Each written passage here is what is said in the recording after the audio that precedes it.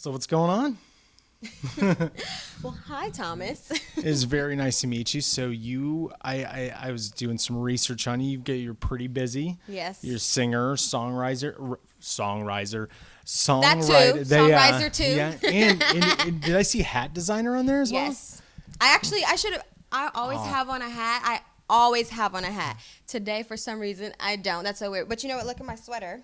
I have a picture of my dad, and it actually has one of my E.B hats on him. Right. And it'll do. Yeah, and you are the daughter of Eazy-E. Yes. So what's that like? It's bittersweet. Yeah. It's bittersweet. Give me the good, bad, and the ugly. All right, the good, bad, and the ugly. It's wonderful because, I mean, who wouldn't want to be the child of a legend? I mean, that's pretty incredible. Yeah. There's not too many of those. But on the flip side, I tell people it's bittersweet because, my father passed away when I was 4 years old. Yeah. So I didn't have him there with me throughout my life. Just being a dad, like outside of being Eazy-E, just having like my dad watching me grow up and be there for me. Like, I don't really know what it's like to have a dad, like growing up.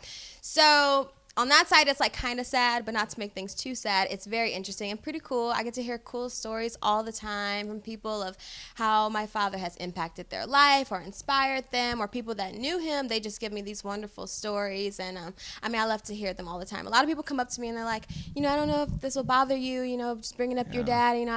Just wanted to say blah blah. I'm like, no, tell me. I want to hear. Like, you can stop me on the street and tell me something, and like it makes me feel like closer to him. Like, it's really cool just to see like I said, the effect that he has had on people. Yeah, and tell me about that recent picture or video that you posted on Instagram at the Straight Outta Compton premiere.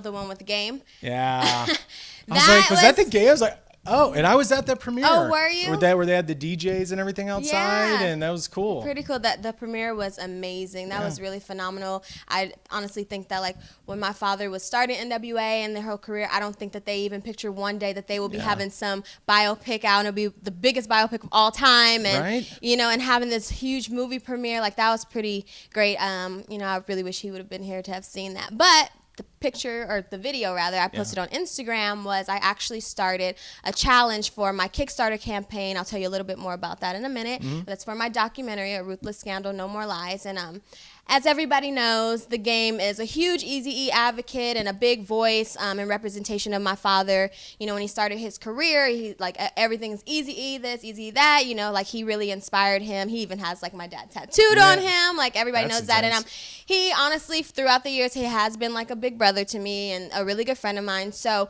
just to really get like the word spread about my Kickstarter campaign for my documentary, he was the first like celebrity challenge I did. Just challenging people, like, if he's impacted your life, like, I want you to repost this, or I want you to speak on it and just stand up and support this documentary because it's so important to me and for my father's legacy as well. So you've seen like the video. There was like me on the carpet, and that was all random. Like, I was doing an interview and he came Bone Thugs were there behind. too. Oh yeah, everybody was there. Ice Cube was there. Oh, everybody was there. Yeah, it was pretty amazing. And then the song that I played in the background of the video, it was actually Game's song from his first album, the documentary. It's called like Father Like Son. So he like says, he wants him to watch over me and like all this stuff. So it's really beautiful. A lot of people have hit me like, oh my God, that video brought tears to my eyes. So hopefully that first video for my Ruthless Challenge will carry on and just spread. Yeah, and tell me about the documentary. What inspired it? What's it about? What can we expect? Oh wow, my life inspired it. Right. just my life. Just from the moment my father passed away, it's really my mother's story. My mother, Tracy Jernigan's story, being that she was with my father all throughout the N.W.A era.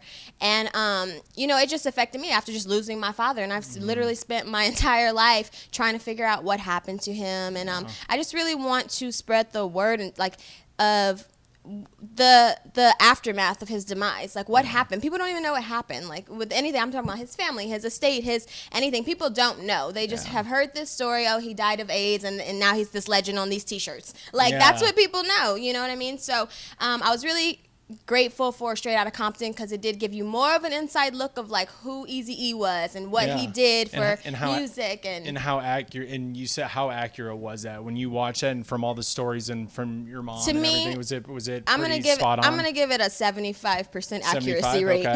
Okay. Yeah, but everything that was left out or what wasn't touched on or that was off, I'm gonna fill in all those blanks in my documentary. That's so awesome. It's fine. Yeah, because I saw your Kickstarter as well. Tell me about that. Because I was reading, and obviously everything on the internet is true, but there's some scandal going on. Oh yeah, a big scandal. Yeah, so tell me. That's why it's called a Ruthless Scandal. Yeah. No more lies. It really is the documentary. You know, it's going to cover a lot of the stuff that was left out of the movie, and we're going to touch on a lot of his accomplishments and things that he has done that people don't know about. But it's really based on the scandal surrounding his death, which to me was a big conspiracy. And you know, I'm gonna talk to so many people that were in his life. I'm talking from family to business associates, people that worked with him, bodyguards, this and that. You're going to hear it from the horse's mouth, everybody's opinion, everybody's knowledge, you know, people that were there, like my mother, Tracy. Like, you're going to hear the whole story, just, you know, who stood to gain what and, you know, what happened. And like I said, the whole aftermath of his demise, like, what happened to us? Like, I know people know me from, like, MTV Sweet 16 and all this ridiculous stuff, and they see, like, oh, this lifestyle and all this stuff. But honestly, like, that's not the real. So I'm going to give you the raw, uncut, 100% truth, everything that happened, and really just the facts, and let everybody else judge. I was going to say, so when you start to, I mean, I bet your motivation gets even more, and are you still finding out pieces, like, as you talk to more businesses? Absolutely. Absolutely. I mean, this has been a journey. This is not something that I just started working on because of the movie or anything like that. Like, you can go back into, I've done interviews 5-6 years ago about this documentary. It's something I've been working on. It's been in development for over 10 years. This is something that we've always wanted to do. Times have just changed, and, you know, the world has changed, and now more people are speaking on things that they know and all that. So there were a lot of things that I did know, and, you know, a lot of things that I have discovered in this process, and I'm sure probably a lot more. And now, is the documentary going to keep continuing, like, as you keep uncovering pieces? Is there a chance that it could continue into multiple pieces? Oh, absolutely. So my ultimate goal right now, we're looking to do a 6 to 10 part series. So not like a one documentary, like an hour and a half, you know, just split it up because there's so much content, there's so much information, there's so many people, there's so many different entities, there's so many things that I want to touch on. Like, even through my dad's story, there's other people. There's like Jerry's story, there's the family story, there's like all these people's story all through this one thing. And I also I'm going to be doing like reenactments. There will be reenactments in it, kind of like similar to like the OJ thing, the more interviews and stuff, but you'll see the reenactment, so you can actually get a visual. And I mean, I'm just so excited. I see it all in my head. I just can't wait for it to just be out and everybody to see this. Yeah, and what when can we expect it to be out? So my Kickstarter campaign is running for 30 days. I think we have like 25 days left right now.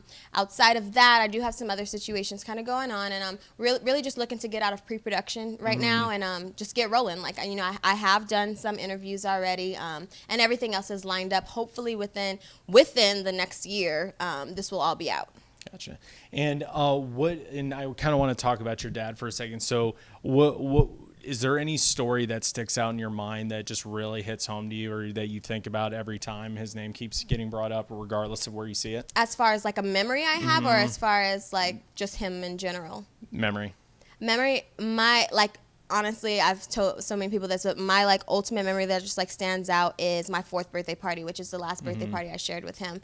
And I just remember he came like a little late, and he showed up with like this TV and all these gifts, and like we literally like hung out the entire day. It was at this like amusement park called Bullwinkle's. I think it's like a different name now, but that is like I have dreams about it. Like, I see it all the time. Like, but outside of that, you know, I lived with my father while he was alive. I spent a lot of time with him, and really just his smile, like having fun. Like, I don't really too much remember like him being Eazy-E. Like, he was dad.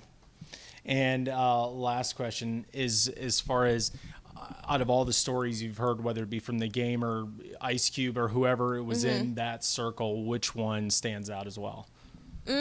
Or which one has been in the most impactful? You know what? Like, outside of like when everybody just talks about how genuine and how smart my father was, and like how much of a visionary, like all those things, but like the ones that I like to hear are all his playful stories. Like, you kind of got to see in the movie a little bit, like he was kind of a jokester, but like people tell, like even my mom tells me, like he was big on pranks. Yeah. Like, always, you know, pranking somebody, doing something just really wacky. And I think that's a big misconception with him, because people just picture like the little gangster, like they didn't probably see like picture like the fun fun, quirky, cool side, and like I have like a lot of that in me, so it just makes so much sense. So those are like the things that I really like to hear. Like as far as like the history of him and what he did, trust me, I know the impact that he had, and I know the things that he did and made possible for many people, even artists of today that didn't personally know him. I know all that stuff, but I like to hear the personal, funny, cool, like little quirky stories about him. Awesome. And if you could say one thing to him right now, what would you say to him? I would say I love you, and I'm going to make everything right. Yeah. Awesome.